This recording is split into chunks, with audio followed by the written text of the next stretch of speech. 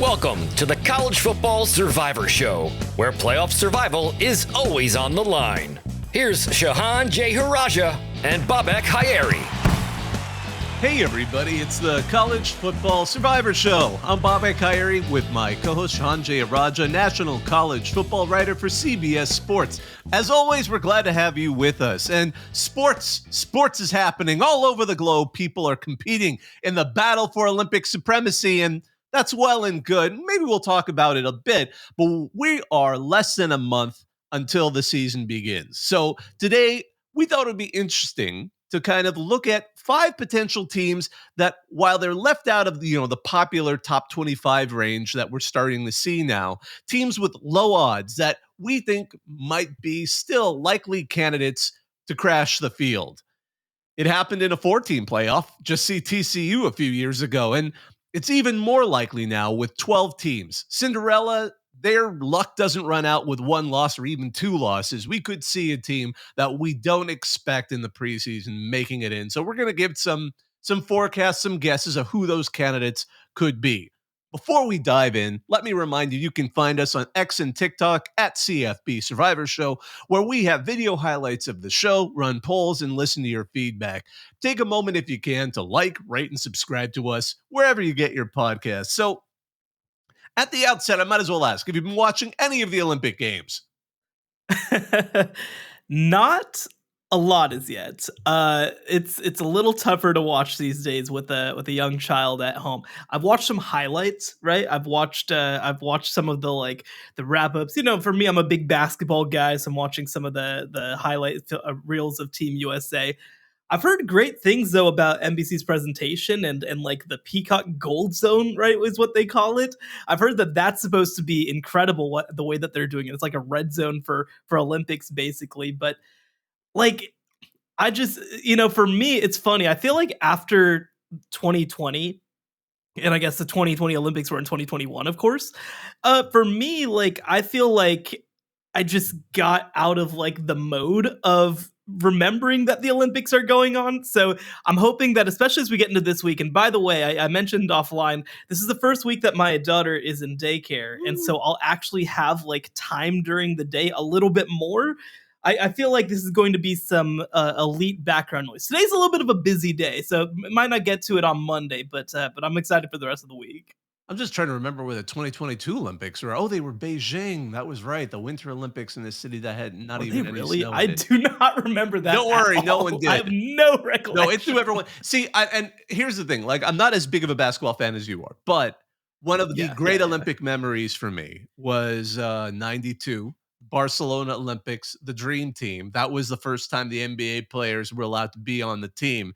And they had this thing called a triple cast. You could get this cable subscription that had 3 channels of Olympic sports. And really everyone got it to watch Team USA just house everybody. And it was awesome. It was if you play video games on an easy setting, you always love playing a sports game and just boat racing other teams. That was watching it in real life. I mean, other teams asking for autographs, all the that was the glory of watching, just Team USA smash little countries, and some of which were brand new. Lithuania was only 2 years old, so it was something else. My goodness. So those are my rose tinted goggles looking back on that, and I have to say, I think at the end of all of this, we're gonna have a little trivia. Maybe if you're listening, you can think of it yourself. There have been 4 college football stadiums in the United States that have hosted an Olympic game, Olympiad, or however they like to say it. If you can think of those, keep those in mind. And there's even a few bonus answers that might even work into this that people might not expect that have college football teams. But we'll get to that in a bit. First thing we're going to look at is 5 teams that could crash the college football playoff. I gave a little introduction there. Shehan, what are your thoughts on this topic? Well, here's the deal, right? The past couple of years, there's been a team that's truly come from the outside, right? TCU in 2022, I believe, was fully unranked whenever they made the college football playoff. Washington last year, I can't remember if they were unranked or in the 20s, but it's not that unusual for a team to pop up.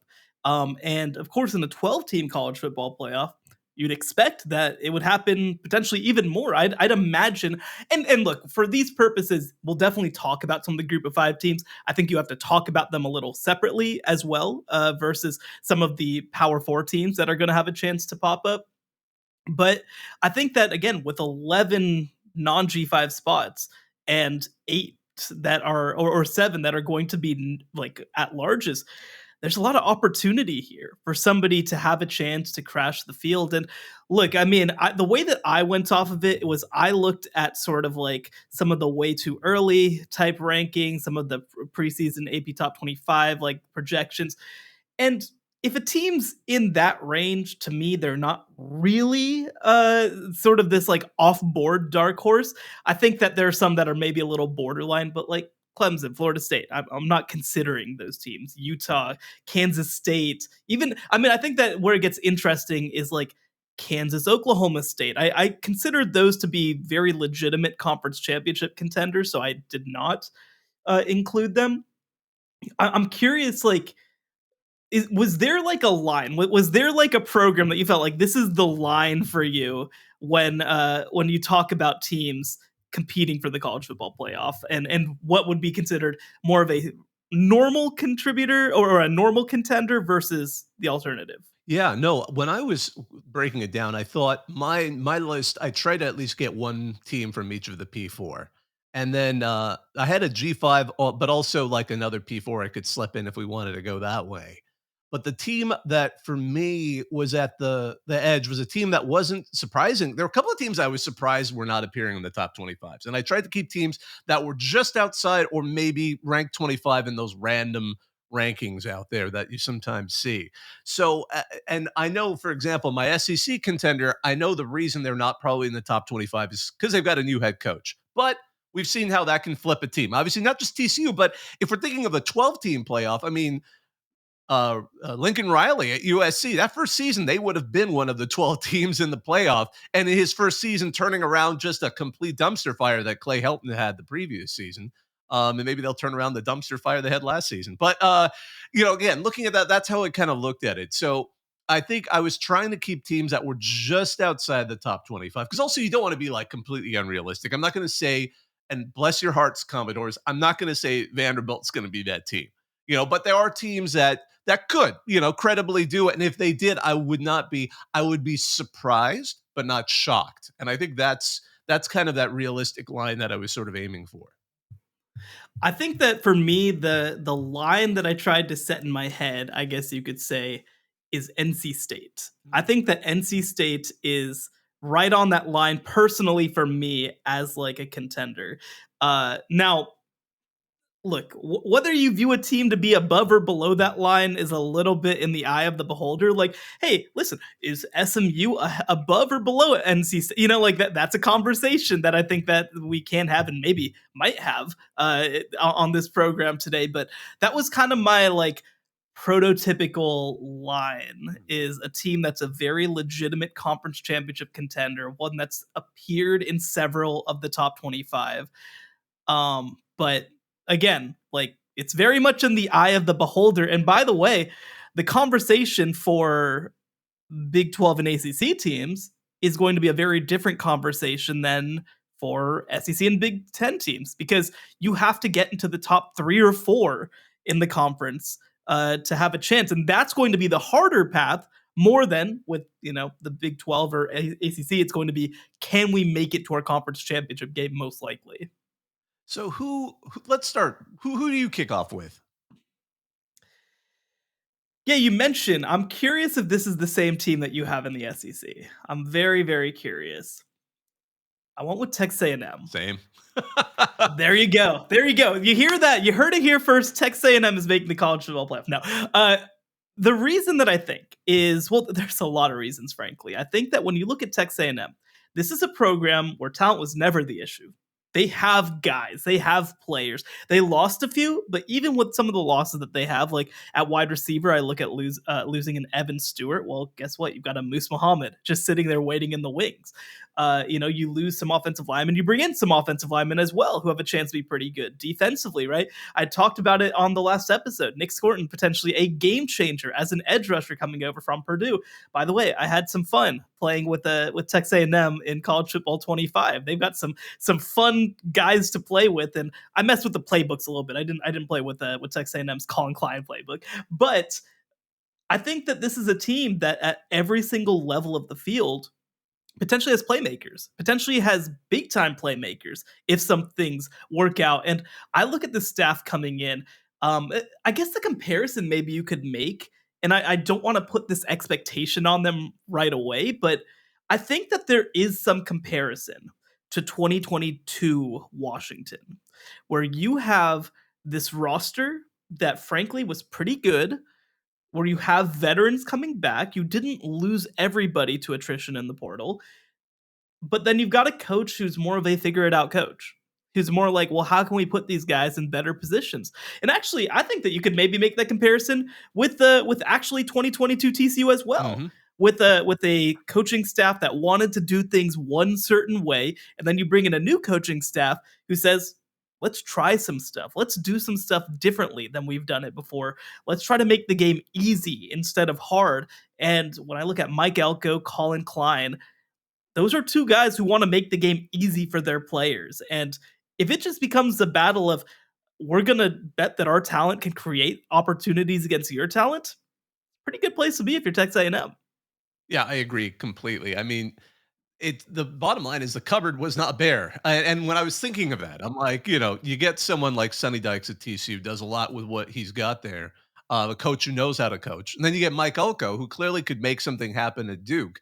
And you're handing him a much better set of tools with what was left for him at Texas A&M. I mean, he said he's got probably the strongest defense he's ever seen. And I know there's a bit of coach speak in there, but at the same time, I mean, he's proven that you can get that defense excellent at Texas A&M before. Great talent across the board. As you said, Colin Klein calling those plays. You've got a good team. You've got Connor Wegman back, after injury. I think the opportunity is there. I mean, we're going to get a good sense of them against Notre Dame to open the season, and that's going to be an exciting game, absolutely. And again, in a wonderful world where you don't have to necessarily worry about losing your opener and not making the playoff. And they've got not too bad of a schedule. It's still an SEC schedule. I'm not gonna in any way take away from that. The LSU game will be interesting. The finale with Texas is, everyone's written that one down in pen, is going to be a great game. But I think, I think they are, and the SEC realistically the team that if they made it, it wouldn't be a shock. But it would be a little bit of a surprise, but I think not one that would be completely wild and off kilter to select. And I think they're a great pick. I think they are probably the fashionable, dark horse in the SEC this season. And I think they should be. They really should. I mean, in previous years, it's been Kentucky, but I just think, again, with the sheer talent that they have at Texas A&M, having a guy who knows how to take advantage of it. I love how you've said that. Just make it easy for them. They can really potentially achieve what a lot of Aggies fans have been waiting for a long time. Well, and the funny thing about it is that when we say the dark horse team in the SEC, we mean the dark horse team that maybe can finish fourth place in the SEC, because that's all it's going to take in this league to make the college football playoff. So wild. That is also it's a path that's going to be easier said than done, though. I will definitely say that much. Let's move over to the Big 12. And I think for me, because by the way, I also did kind of one conference by conference and then a G5. But for me, I feel like I've talked about this team so much this offseason that maybe they're like not underrated anymore in like the eyes of people who listen to me. But Iowa State, man, there is something there. There is something going on there. They fell out of national favor because they started 1-2 last season and lost, I believe it was to Ohio in week 3. And that hid the fact that they went 6-3 in conference play last year and had a chance to head to Arlington heading into November. And by the way, this was one of the youngest teams in all of college football, with a quarterback who wasn't supposed to be playing in Rocco Becht, with a running back who wasn't supposed to be playing in Abu Sama, and with the defense that outside of Texas was the best in the Big 12. And by the way, they rank number 1 nationally in returning production. The question for them is going to be, I swear to God, it is every single year, can Matt Campbell figure out the close games? Can he figure out the close game situation? Because this side of Nebraska, he's one of the worst coaches in close games that there is. I do think that there are reasons to believe that it could be better though this year. And the biggest reason that I say that is that I think that when you look at some of their struggles in close games, uh, they want to play a certain type of way. They want to hold on to the ball and really grind the game to a halt in a lot of ways. And that makes you very dependent on like breaks going your way. I think that this will change a little bit for a reason. I think that this is going to be a more dynamic offense. I think that this is going to be an offense that has the ability to go quick strike if it needs to. No, I'm not. They're not going to put up 40 points a game. I'm not. I'm not saying that, but I do think that they have a little bit more ability to go downfield and make things happen. And by the way, Abu Sama, I mean, go back and watch his highlights from the Kansas State Iowa State game last year in the snow. It's one of the craziest highlight films that you'll see of any running back in college football last year. He is a big time explosive player at the running back position. And so really, it's funny. Usually heading into the year with Iowa State, I'm like, well, I know that they'll be pretty good down to down, but can they do anything exceptional on offense? Now I kind of have the opposite question. Like, will they be able to be consistent running the ball? I think that is a legitimate question that could cost them. But I've said, there are 5 teams odds wise that have really stood above the rest of the pack in the Big 12, being Kansas, Kansas State, Utah, Arizona, and Oklahoma State. I think that Iowa State belongs in that group. I think that they're competitive with almost any team on that schedule. Now, look, there are 2 things that you have to take into account. One, they probably have to win the Big 12 title game to make the playoff.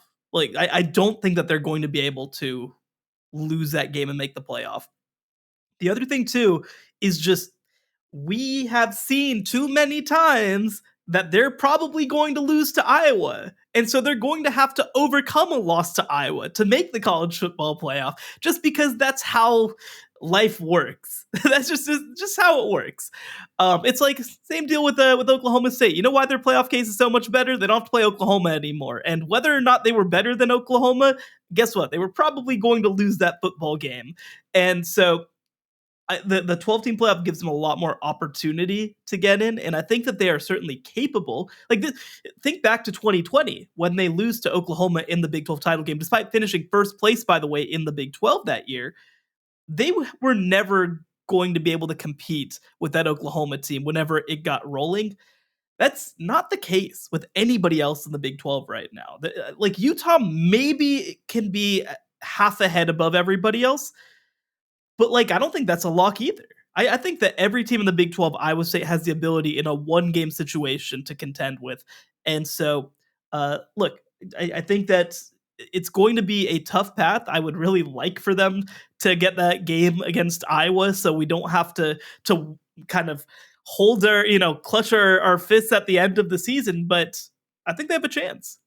Yeah, no, it's funny to me because they were my initial pick. I actually, but I'm going to also mention there was almost a tie for me. But I just have to say about Iowa State, because last season, it was absolutely frustrating. The classic, one of the Iowa schools will always start out and just kind of fall out stumble out the gate, either losing to an FCS team and or losing the Cyhawk game.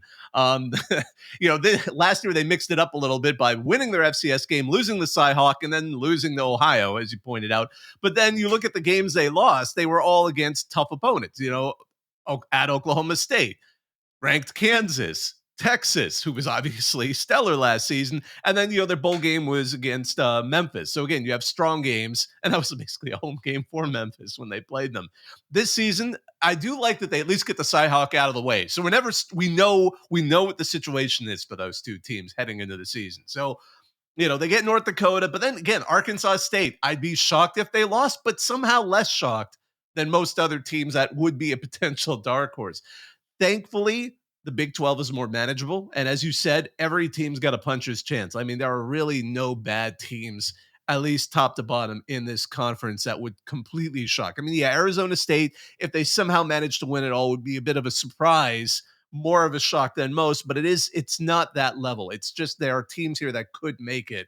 And with all that returning talent, really it is just Iowa State's legacy of being historically a pretty bad team. I mean, it is comical, some of their records against some of their conference opponents lifetime. But could this be the year? I'm not sure. The other team, I'm just going to mention them. For me, was Arizona. I was really debating about it because they are also a fashionable team to pick as a potential conference winner. But Brent Brennan would be the big surprise for me, only because I know I respect what he did at San Jose State. That is, as I've said before, one of the toughest jobs in all of FBS. And he did something there to get a team that could win on a consistent basis, not necessarily compete for the Mountain West, but be a winner in a school that has for the longest time not been a winner. Jed Fish didn't leave an empty cupboard. They were able to keep Noah Fafita, Tetairoa McMillan, and Takario Davis, even though he kept being in the portal and not being in the portal, with a wide open Big 12. My only criticism is it is a big ask of Brent Brennan. I'm a little less confident than I am with Matt Campbell, only because we haven't seen what he's like when you throw him into a tougher pool, with FBS, probably with their all FBS. Forgive me, San Jose State fans, but against P4 opponents. I'm just curious to see how that is. I think, again, they did still lose some people to the portal, but their schedule is favorable. So I'm going to just also throw with me, I'm going to say it was Iowa State, but Arizona was a really close second for me. Well, and I think Arizona's interesting because I feel like people don't know how to rate them this offseason. I saw them rated as high as like top 15 in some way too early rankings. I saw them picked like 7th or 8th in the Big 12 in a couple of others. And so I think that they're going to be fascinating for that reason. I probably have them somewhere in between, right? Like I probably have them like around 20, let's say, in the country, maybe, 21, 22. But this is a team that I think has gotten very undervalued because, one, there was the coaching change. And so there isn't this consistent message coming from the University of Arizona like there was the past couple of years. And two, the other piece is that I think that moving conferences, most of the Big 12 does not understand how good Arizona was last year.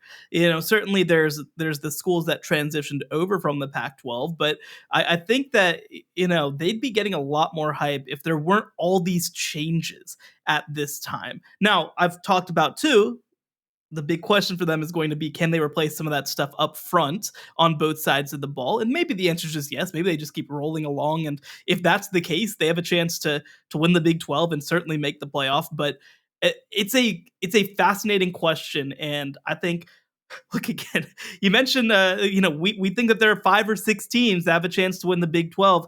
There might be 4 more after that who could also get into that conversation. So if you want some crazy football with teams that probably can't win a national championship, the Big 12 is your place to be. Well, when we come back, we'll take a look at a few more teams that we think could crash the college football playoff this upcoming season here on the College Football Survivor Show.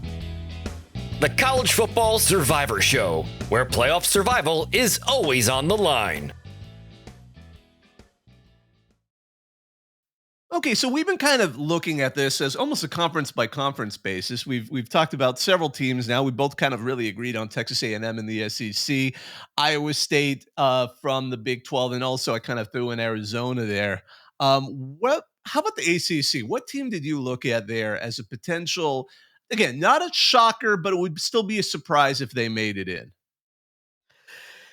Yeah, so similar deal, right? Like I kind of weighed SMU, but they're like right on that line as well of whether they're too much in the top 25 right now, too much on people's radars.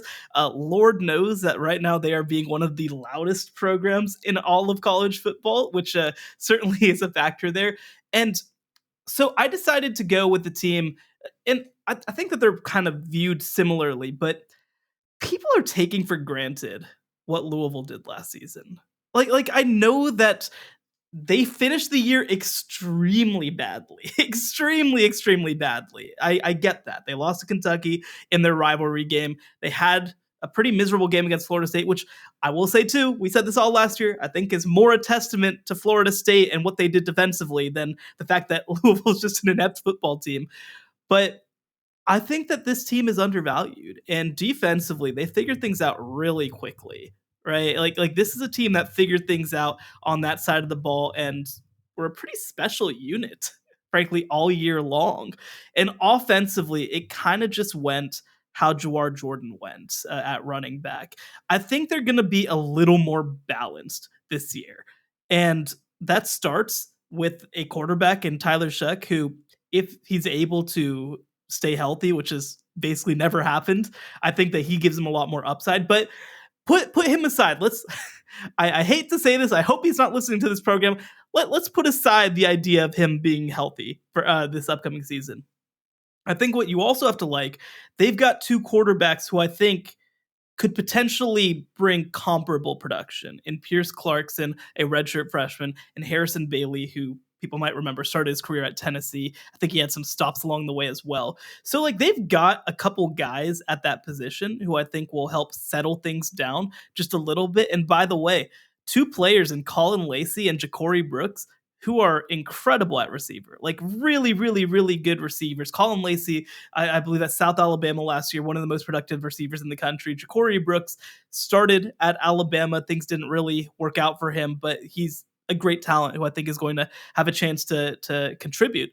And then defensively, they bring back a lot of what they like. They bring in Miles Jernigan as an edge rusher. Like Ashton Gelati is a name of we talked to, of course, Alexis Cubitt, who covers Louisville earlier this offseason, and she was like, I think Ashton Gelati is the best defensive player, potentially, maybe overall player in the ACC heading into 2024. Also taught us how to say Gelati, because I would have just assumed Gelote or Gelote. Like, so you got to hear that first on this program. Hey, man, you got me on Shuck so many times, so that's all I got to say.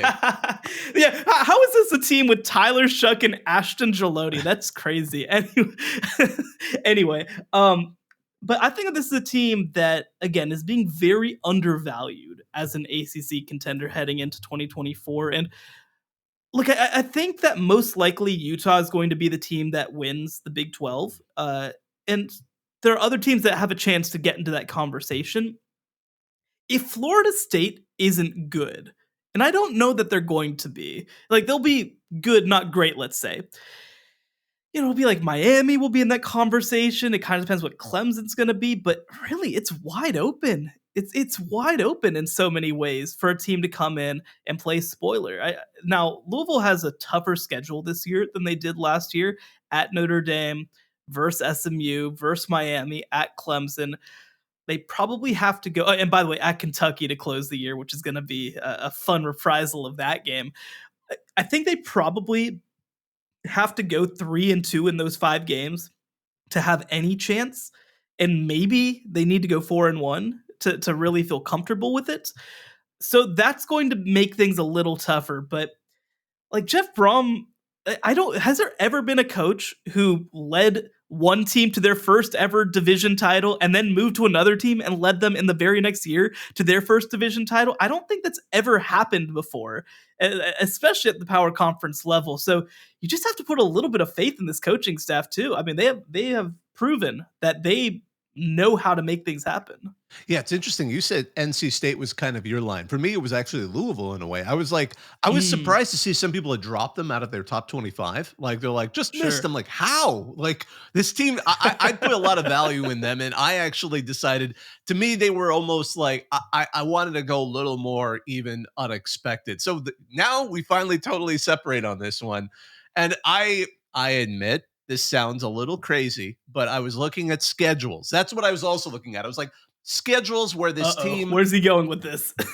This team could go through and actually make it to the title game, potentially lose it, but then still end up in it. And it depends a lot on how strong Florida State really is this season, because I think there's a mystery. There's always a mystery when you bring in so many parts. It can work incredibly well, as it did at Florida State last season, or it can sometimes go, sometimes everyone doesn't quite mesh well. So as crazy as this sounds, I am going with North Carolina. And I just, because I was looking at it. I mean, the Gophers, they open up there. I'm going to be at that game. We'll see how that goes. And I mean, there's teams there that, they could beat that. Their non-conference it's Charlotte and FCS, NC Central. And then the rest of the schedule isn't too bad. They've got a great running back with Marion Hampton back. They've got, well, Max Johnson, third time's a charm, LSU, Texas A&M. Now he's going to be the quarterback there. He's not Drake May. And clearly, I fully admit the team could not quite get the most out of having someone like Drake May as their quarterback.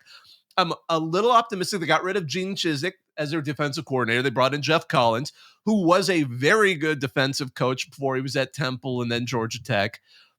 They are basically the lesser version of USC and LSU. They were a team that had an incredible quarterback that just could not quite get enough out of it, and a defense that really couldn't do enough to get the offense, to get the most out of that offense and play complementary football. But if they can get it together, and Mac Brown, he is still a competent head coach. He can still do enough to get, I think, a team to get by. I think there is a possibility that they could make it through with potentially just one loss. And if the ACC is a bit crazy enough, let's say they lose to Florida State. Florida State could still end up losing some other games. I mean, it's still, as we said, the ACC is not quite the Big 12, but still has that ability, I think, to potentially surprise us. We could see North Carolina unexpectedly in there. And again, I'm not like, don't pencil them in as one of our top 4 seeds here, but they could end up being an unexpected at large for the ACC.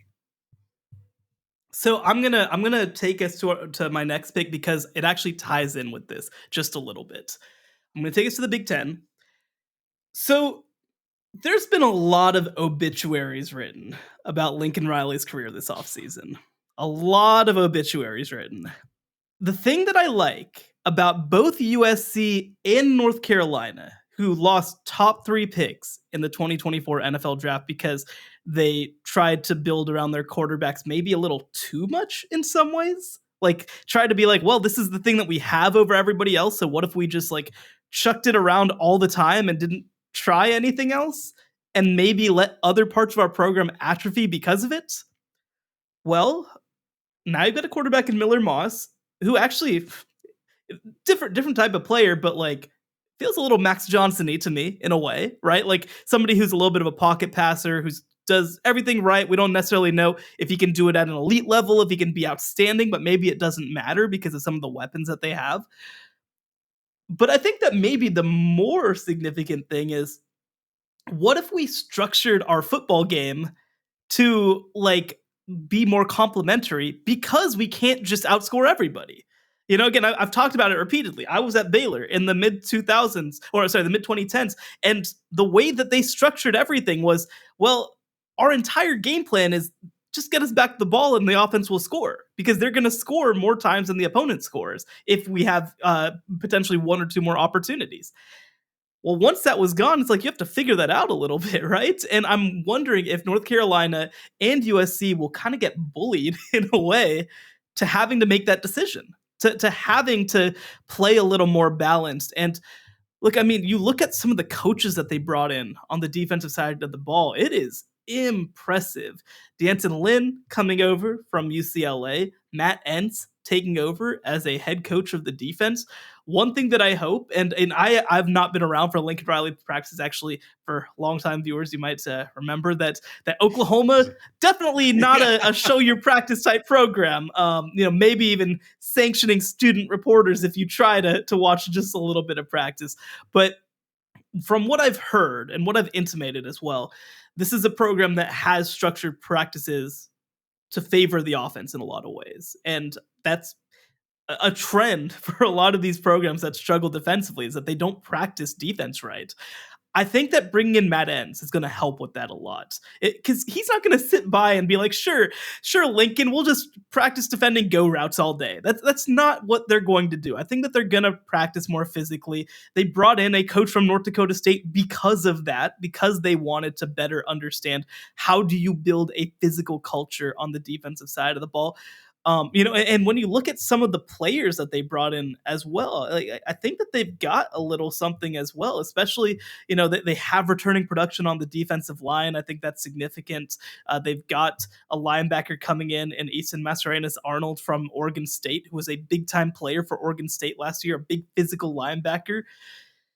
And again, I think that they're just going to try to be a little less quick strike than they were. And I do know that Lincoln is capable of that. I covered his 2019 team, which was the Jalen Hurts year, and it became very clear very early that he was like, this is not Kyler Murray back here, man. This is not Baker Mayfield back here. We're going to slow down the game, be very run heavy, control the clock, and put our defense in better positions. And it's no coincidence. This was the best defense that Oklahoma had under Lincoln Riley. At least, their 2017 defense they had ups and downs. Their 2019 defense was pretty consistently decent.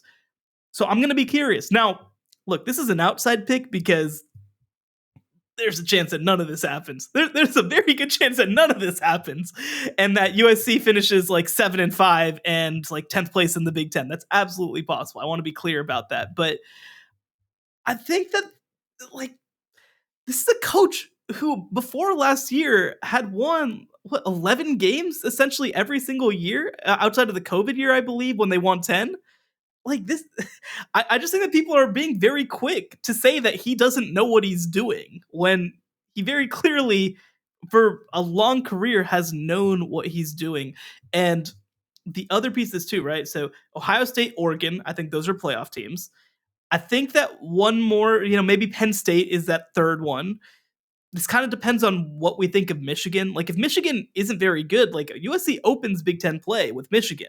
If they're able to get that win, that I think sets you on a path potentially to be a pretty decent team. They also play LSU, I believe, week 1. So that's gonna be a fascinating one for both of these programs. But like, let's just say that they get LSU, they get Michigan.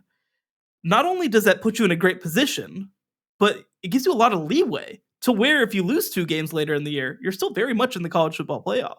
I think that this is a team that maybe with 3 losses could find a way to get into the college football playoff, depending on who those losses are. So the Big Ten is hard in a lot of ways because there's interesting teams all the way down, but trying to find a path and trying to find a way for them to finish 10-2 with a legitimately difficult schedule is going to be fascinating.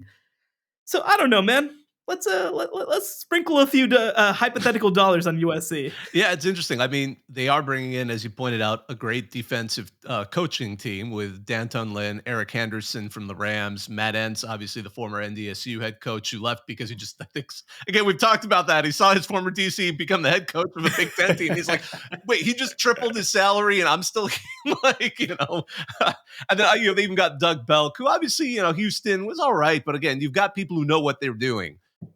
Yeah, and Belk was really good. Belk was really good in 2022, I believe, was the year that they won 12 games, and they had some personnel issues, and so ultimately, I don't think it was fully his fault that thing fell apart. Yeah, and again, so they've got a great team there. Sometimes those teams mesh really well. Sometimes they don't. It's almost like when we're talking about transfer players, but I'm fascinated to see how it is. Now, I decided to go even more risky with my pick, and it's a team that there's a lot of directions. It's a team that plays at USC, and really that may be their toughest game, one of their 2 toughest games, and the other one is Wisconsin at home. I am going with Greg Schiano and the Rutgers Scarlet Knights because oh my gosh, that schedule is so bad, and in a good way. Like, it's great if you're a Scarlet Knights fan, but I mean, like, they have the best schedule in the Big Ten. If you haven't heard this schedule, folks, they have Howard. Okay, so not the Duck, the team. They're coming over. They've got Akron, my beloved Akron Zips. At Virginia Tech, that'll be a tall order in the non-conference. That's an L. Yeah. So, but then Washington, who knows? At Nebraska, who knows? L. Wisconsin at home, probably a loss, but give Schiano some credit. I mean, Alex Grinch is now at Wisconsin. Do I need to? Who knows? Do I need to give Alex Grinch some credit? I mean, sorry, Greg Schiano. You got UCLA, you got at USC. All right, Minnesota. L. That'll be an interesting fight. They took their quarterback, which may or may not be a good thing. I'm not sure. We'll see how Ethan Kaliakmanis does for Schiano and company. Again, at Maryland, Illinois, at Michigan State. I mean, this schedule is incredible. I mean, it's almost like, and it's been said before, the Big Ten said, we're really sorry you were in the East all those years with Michigan, Ohio State, and Penn State. We're just going to not have you play them this season and see how you do. So they have a great running back. That is absolutely for sure. Kyle Monaga is absolutely legit. So that'll be something to have there. I mean, he finished the regular season against ahead of Blake Corum and Wisconsin's Braylon Allen. So he is someone to kind of build your offense around. They return a lot of that defense, which was 19th nationally in total defense. So again, they have the pieces there to be a competent team, and their schedule is against teams that they could mostly easily beat. So they could end up in a position to surprisingly be in a race to get into the Big Ten conference title game. And again, I know it would be, it's a wild thing to say there. And I tried to go a little bit on the wilder side, but that schedule, again, when I was looking at all the teams and the teams that aren't complete laughing stocks, I'm going to say Rutgers, you're not a laughing stock. If you did it, I would be surprised, borderline shocked. But I'd say, you know what? Shiano's done things with less. That's the thing. I still remember his first tenure. Has there. he? He has done things with less. He can make this work. So darn it, I'm gonna go. You got Aaron Lewis on that defense, Wesley Bailey. You got Tyreen Powell and Mohamed Toure. I believe in you guys. Make me sound smart, please. I beg you, by the power of Piscataway, by the knowledge of New Brunswick, please do it. Do you know the last time that Rutgers had a 2,000-yard passer? Have they? 2015. So barely as a Big Ten program have they had a 2,000-yard passer. Now they're importing Athan Kaliakmanis, which, sure, that's something you're allowed to do. I am fascinated to see if Kaliakmanis ends up being kind of good here. We got to start asking some questions about PJ Fleck's offensive system, because that was a disaster last year. I think, okay, here's the real question. Here's the serious question. What record do they have to have with the schedule to make the playoff? I think they can only get away with one regular season loss and one. The title game depends who they play. Like the title game, I don't think it matters. I think if they can only get away with one loss, maybe they have to go. Maybe they have to run the table. I'm not sure, but this is a schedule where if they lost to Virginia Tech or USC, if USC ends up being good, I think we might be able to credibly say, like, okay, Rutgers, you're not terrible. And again, we're talking like the 11th spot here. We're not talking about, we're not saying they're going to be home field advantage in the first playoff game. We are looking. All right, but they're probably going to go on the road and get potentially killed by Oregon or something. Well, here's the hilarious thing, right? Who they don't play. What if we're in a situation? Sorry, I just they don't play in the races. But let's say just hypothetically that this team gets to 11-1. And Oregon gets left out of the Big Ten title game for Rutgers. I don't know what the tiebreaker, because how do you possibly have a tiebreaker between? I mean, I assume that the tiebreak at some point, if they're both 7-1, will be Oregon's played teams. Like that probably will be the tiebreaker, right? Like it'll probably be like a strength AP ranking or something like that, right? It'll probably be like an opposing opponent's conference records, probably. Like that probably will be it. But I just imagine a world. Or Aiden, let's imagine would that favor Rutgers though? Like, okay, Oregon, you go play Ohio State in the title game. We are 11-1, and you can't ignore an 11-1 Big Ten team. Well, no, I mean, yeah, that would probably be fine. That probably would be fine if they're 11-1 in a Big Ten team. But, boy, that would be. Well, I think the other thing that would complicate matters is if they lose at Virginia Tech or at USC, and both of those teams are fighting for at-large bids, right? So, like, if USC is 10-2 and Rutgers is 11-1, I think that then USC would get in with a head-to-head. Virginia Tech, that was the other team that I really considered from the ACC in terms of a real down low, like a more down low pick than sort of these top contenders. So if Virginia Tech is 10-2 and loses the ACC title game, but they've got a dominant head-to-head over Rutgers, I think that puts you in a tough spot. Anyway, listen, dare to dream. That's what I'll say to this is dare to dream. Anything is possible. But outside of that, I don't know about all of that. Okay, wrap us up. Who is your final team? as a potential surprise, a shocker that could jump in here. Yeah, so I wanted to pick a group of 5 team, but like the thing that's complicated about all of this is that like there's not like so many teams have a chance from the group of 5, right? Like this is a or this is a time where like certainly Boise State is the favorite. So I took Boise State off the board. I took Liberty off the board because of what happened last year and they could replicate it. Though I think they would have a worse case this year after the way that they got embarrassed last year. I think that people would not be in any rush to put them in. And I took Memphis off the board, the AAC preseason favorite, but I left everybody else on. I'm gonna go. I'm gonna go with Texas State. I'm gonna go with Texas State. They are so much fun. They managed to upgrade their quarterback position after they really messed some things up this offseason, bring in Jordan McLeod, the former Sun Belt Player of the Year.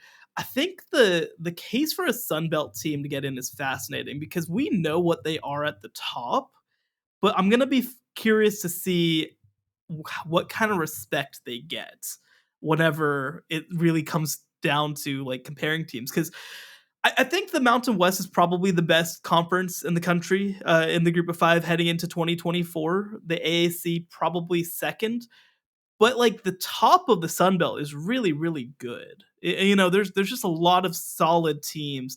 In App State, James Madison, of course, they did lose a lot, but they still should be pretty good. South Alabama's been good the past couple of years. So like I think Troy, right? You think that they'll still probably be a pretty good team. So I think that you do though have to have a pretty good run if you're Texas State. The key game for them, because I look at just running through their conference schedule real quick. At Troy versus Arkansas State, at Old Dominion versus Louisiana, at ULM versus Southern Miss versus Georgia State, at South Al. So I look at that schedule. Louisiana is going to be better than people think. I think that they retained quite a bit. At Troy will kind of be an interesting swing game. In the non-conference, you actually get a lot of interesting opportunities with UTSA at home. That's a rivalry game. That's going to be a fantastic game. And maybe the most important game on their schedule that they can't lose is that game against Arizona State, against a power conference opponent. It's a Thursday night game. It's going to be a lot of hype for that one. Yeah. Oh, I should head down to that one. That sounds like fun. But I think that Arizona State is going to be like a 3 or 4 win team, most likely. You can't lose that game and then make the playoff. I think you have to show that you can hold your own at least against the bottom of the power conferences. You don't have to like go and crush some good teams from the power conferences, but I think that you have to try to beat one that's of this quality, one that's a little bit of a worse team. And by the way, they did it last year. They went on the road and beat Baylor 42-31. Lord knows I remember that game. But I think that that if this team continues to grow and improve, they're one who could crash the party, and they have that combination of manageable schedule, but like enough credibility on that schedule to where if they lose a game, I think they're still very much in it. You just have to get that Arizona State game, and I also think it would really help if you got the UTSA game. Yeah, I think Texas State's a great choice. I mean, GJ Kinney worked wonders in his first season by getting them into their first ever bowl game. And we've talked about it before, but they managed, because of that weird off-season quarterback search, to somehow get the player of the year in the entire conference to be their next quarterback when they got Jordan McLeod from James Madison. Yeah, it's an interesting schedule. Obviously, they've got I always admire how many in-state teams they play, because you get Lamar, you get UTSA, and then the rivalry game with Sam Houston returns, and they're going to be playing that in NRG, which is going to be an interesting game for them in their own right. But I think, yeah, they have an opportunity there. That Arizona State game, I'm excited for. That's a Thursday night game. That's one of the ones where silliness happens, especially when you get a P4 team that isn't at its peak coming and visiting a G5 program. That spells disaster for a lot of them. And that should be hype for in San Marcos at Bobcat Stadium is going to be jumping for that one. So absolutely. With my G5, again, I like how you separated out teams. Like, as Memphis, probably not. That they're too much almost of a favorite. I almost joked SMU. Yeah. Oh, right, they're in there. Pardon me, they're in the ACC now. But Yeah, actually, let me redo this real quick. So SEC, Texas A&M, Big 12, we're gonna go with TCU, ACC, SMU, G5, Texas State. Oh, it's an all Texas playoff. Who knew?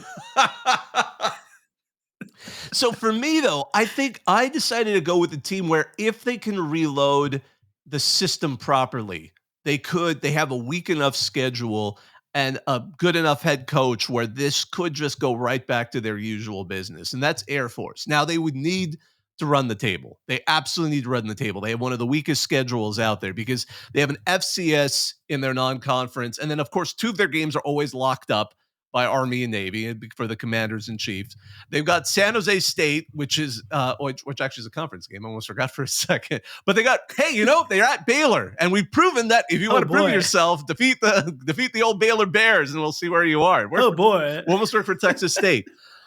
But again, I think it's a fascinating lineup for the Falcons. If they can get through this, they would probably be one of the teams that people would like. And I think there's the fact that this is almost Troy Calhoun. He's going through his 18th season. This program is built around his ability to get the most out of the Falcons, get most out of those cadets in the Air Force Academy. And if they can just go back to what they normally do, reload and keep the system going. We've seen that happen before. I mean, the problem is, we know from the past, Air Force will get like 7-0, 8-0, maybe even 10, and then just something will just inexplicably they'll have an off night, and it'll all fall apart, usually on like a Friday night game or Thursday night game or something like that. Although, to their credit, I think all their games are actually on Saturdays, which I can't remember the last time that's happened with Air Force. But I think that'll be my G5 selection. It's really, it's such you have to just have a bit of faith in the fact that Air Force can get things kind of moving. And again, a lot of it though, they return I believe the least out of 134 teams. They're like the opposite of Iowa State. So that's what we're. Yeah. I love Air Force. They were my trendy team heading into 2023, and they didn't quite meet that, but they were really good last year. In contention for the Mountain West all the way up until the last 2 weeks of the year. I think that they got left out because of tiebreak stuff from the conference title game. So like they lived up to it. Also, by the way, got a chance to sit down and talk with Troy Calhoun at lunch at Mountain West Media Days. Lovely guy, fantastic guy. But this is just a system that benefits so much from experience and playing together, and chemistry is such a big part of what they do. And they have none of that. Like they have none of that coming back in 2024. That's my issue. Like I think that Troy Calhoun and Air Force, like this is just one of those programs that you set your watch to, but every so often, like a leap year comes or like daylight savings comes, and you just have to adjust it back an hour or so. And I worry that this is that year. And the other piece too is that when you talk about the service academies, what changes things is having an experienced quarterback. Last year, that was Zach Larrier for them, who was a really good player. They don't have that coming into 2024. That's my big concern. Now, look, if you told me at the end of the year that Air Force is a 10 or 11 win team, I think that's like, it's not inconceivable. And by the way, I totally disagree. I do not think they have to run the table. This is a good schedule in the group of five. Of course, at a power conference team, at Wyoming, always a very tough game. They get Colorado State, they get Fresno State, they get Oregon State, at San Diego State. Like, and then by the way, then you're playing in the conference championship game, most likely against Boise State. So if you get them, I think absolutely as a one-loss team, you are in the field. I think, 2-loss would probably be pushing it a little bit, but again, beating Boise State, that's going to matter. Like that is going to be a legitimately good win. And if you do go on the road and beat Baylor, who I expect to be on that 5-6 line, although losing to Air Force would certainly not help the matters with making a bowl game for Baylor. If that's one of your wins and not one of your losses, I think that that's even better. Like it's the same thing that I was mentioning before, where I think that your wins matter more than your losses here. If you get to 10 or 11, but your wins include at Baylor, at Wyoming, at San Diego State, let's say, Fresno State, Like, I think that then you feel okay about that. I think that you feel okay about that. Oregon State also probably one that you would like to get. I think that matters more than what the losses are. So I don't hate it. I just the returning production thing for an option team just makes me real nervous. Yeah, and just to kind of wrap up the list we came up with, because there's one other topic we want to get to. We both agreed that Texas A&M is one of those teams that we think could crash again outside of the popular choices that could crash the college football playoff. We both actually agreed on Iowa State, although I said Arizona was kind of in the background for me as well, and from the Big 12. From the ACC, we went in different directions. You thought Louisville could be a team that could make that, and I went with North Carolina. We went and we definitely had different levels of faith in some of these teams in the Big Ten. You went with USC, and I went with Rutgers because I think the Scarlet Knights could potentially crash everything and surprise everyone and create shock and awe as the birthplace of football returns to the playoff for the first time in history. But and then we're in the G5. Texas State, I thought it was a great choice, and I went with Air Force, assuming that they can just reload as well as they'd hope. But before we wrap this up, I asked something at the outset. There have been 4 college football stadiums that have hosted the Olympics. Can you name all 4? This is pretty hard. So I think the Coliseum. Let's just get the Coliseum out of the way. That one has to be an obvious one, right? So moving on, I'm trying to think of where it would have been. So it's been in Atlanta. Is Bobby Dodd on the list? Well, we're going with like host stadiums because sometimes soccer, as you know, that'll Host bring in a stadiums. bunch of stadiums that weren't Sure. necessarily the host of the games that particular year. Okay, because I assume then Atlanta probably would have been the Georgia Dome, and that's not super helpful for Wasn't us. the Georgia Dome? Wasn't the Georgia Dome? What? It was a stadium designed to be taken apart a little bit after and reused for a pro sport, and then ended up being inherited by a college football team. Oh, Turner? It originally was Centennial Olympic Park. And they took apart. It was designed. If you ever saw the way it was designed, you could actually see the baseball stadium was part of the way it was designed. Then they removed a chunk of it. It became Turner Field, and then Georgia State took it in 2017 and converted it into a football stadium. Man. And then it became, I think they've since in 2020, I believe 2021, they renamed it Center Park Stadium. So they are one of the 4. They are probably the closest to being an asterisk because the stadium has kind of been passed along, a couple of times. The other 2, though, have always been hosts for college football. In fact, they're on campuses. Okay, so just real quick, I'm shocked about that the Georgia, and this is I know this is aging me. I was 2 years old whenever those Olympics came through. I know there are people listening to this who are like, obviously I remember that. I'm not one of those people. But what shocked me is that the Georgia Dome, I believe, was opened in '94, so it would have opened like right before that. So I assumed that it must have been around. But sure, man, I that's crazy. Okay, my first thought that I go to next for current active stadiums. Can I give you a hint? How far is Syracuse from Lake Placid? Oh no, it wasn't Syracuse. But I'll give you a hint. Okay, give me some hints. This stadium is actually just picked again to host an Olympiad. It just got in the last couple of months picked again to be one of the hosts of a future Olympiad. Is it Salt Lake City? Is it Utah? Rice Eccles has an Olympic torch. Wow. Because it has hosted the 2002 and will host, I believe it's the 2032 or 2030. I think it's 2030. 2030, I think. Yeah. So it has happened. That's crazy. Yeah, that's crazy. Exactly. Yeah. So the Salt Lake City Olympics in 2002. Now you have to go back in time for the 4th one.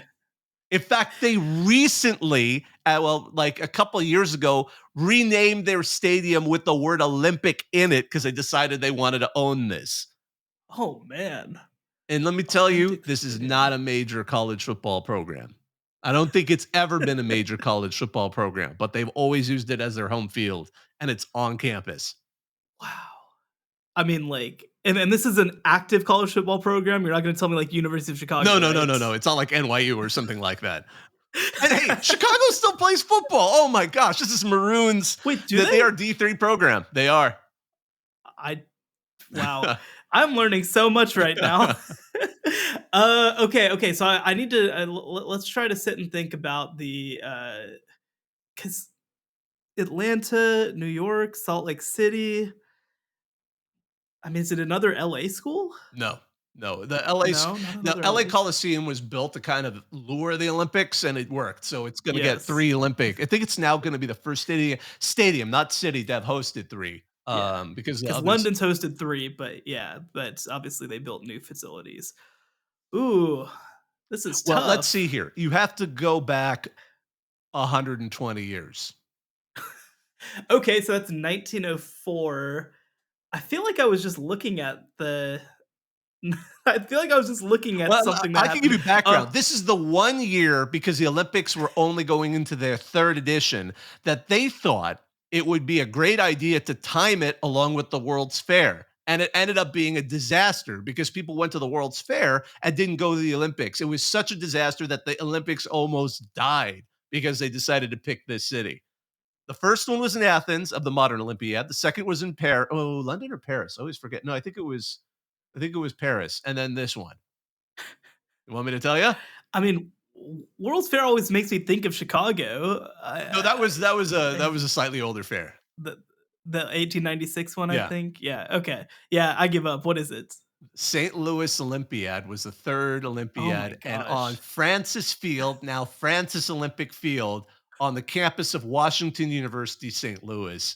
That was the host stadium. Wow. People barely showed up. The stadium at one point sat like 19,000. Now it seats 3,000 because they're a D3 program with the Bears. But yeah, Yeah, Wash yeah, U. That's yeah. their. It was funny too because before they really emphasized it, Francis Field like had a fence around it, a metal fence, and then like above it there were Olympic rings. Like you had to know it was there. Um, it's like, hello, we hosted an That's Olympics here, crazy. but no one knows. Now I'm going to That throw in 2 that's bonus ones, and crazy. I don't expect you to have known these, but college football isn't just played in the United States. You all know I'm obsessed with this, and it's not Japan So for the Tokyo, record. is that one? It's not Japan for Okay, the okay. record, but the 1968 Olympiad was held in Mexico City, and Estadio Oh. Olímpico Universitario is on the campus of UNAM, University National Autonomous of whatever, Mexico. And it was built in 1952 to host a college football team and a soccer team, but they were from the beginning, they wanted to have a football team there. So Pumas CU, which are the college football team of UNAM, play there, and it hosted the 1968 Olympiad. And the other one's is Winter Games because McMahon Stadium in Calgary, from when it was opened in 1960, hosted sports for the Calgary Dinos, playing youth sports. And when they formed the team in 64, they started playing there. And in 1988, the Calgary Winter Olympics were there too. So, one last question before we wrap up. If there was a Well, team we well, had, real quick, okay. real quick. First of all, so St. Louis built the arch for the 1904 World's Fair, right? That's what brought No, no, that no, no, about, no, I no, think, no. right? It was built for the I believe it was a Lewis and Clark because it was called the Jefferson Memorial. But it Okay. was built in the it was designed in the 50s and built in the 60s. It was designed by Eero Okay, Saarinen, okay. the son of Ilya Okay. Saarinen. Eero Saarinen, So TWA terminal in JFK, the Dulles yeah, yeah, yeah. Airport, like a lot of other things. But the St. Louis, that was his first, you could argue, his claim to fame. Well, so the other thing is I can't imagine like they bring back the Olympics, right? Like this is and just let's take us back to 1896. This is like America is just becoming a national like an international power, an international player. The Spanish American War is just about to happen. Like America is introducing itself to the globe. We are the new kid on the block. And they take you to St. Louis?